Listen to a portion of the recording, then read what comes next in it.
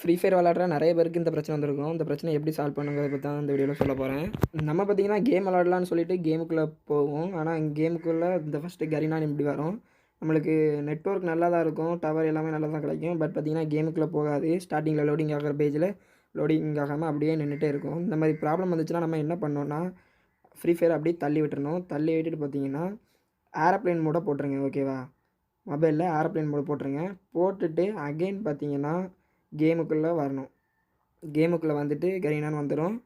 அதுக்கப்புறம் starting page வந்ததுக்கப்புறம் எரர்னு சொல்லி வரும். நம்ம 3 டைம் இந்த மாதிரி ஓகேன்னு கிளிக் பண்ணிட்டு 4வது டைம் பார்த்தீங்கன்னா ஏரோப்ளேன் மோட்லேருந்து எடுத்து விட்டணும். எடுத்து விட்டதுக்கப்புறம் பார்த்தீங்கன்னா திரும்ப அகெயின் வந்து அந்த எரரை கிளிக் பண்ணிங்கன்னு வச்சுக்கிங்களேன், 5 செகண்ட்ஸ் பார்த்தீங்கன்னா அப்படியே வெயிட் பண்ணுங்கள். அதுக்கப்புறம் பார்த்தீங்கன்னா லோட் ஆக ஆரம்பிச்சிடும். லோட் ஆகி கேமுக்குள்ளே போயிடும். அதுக்கப்புறம் நம்ம ஜாலியாக என்ஜாய் பண்ணி கேம் விளாடலாம். மறக்காமல் இந்த வீடியோக்கு லைக் பண்ணி உங்கள் கேம் விளாடுற ஃப்ரெண்ட்ஸுக்கு இந்த வீடியோ ஷேர் பண்ணுங்கள்.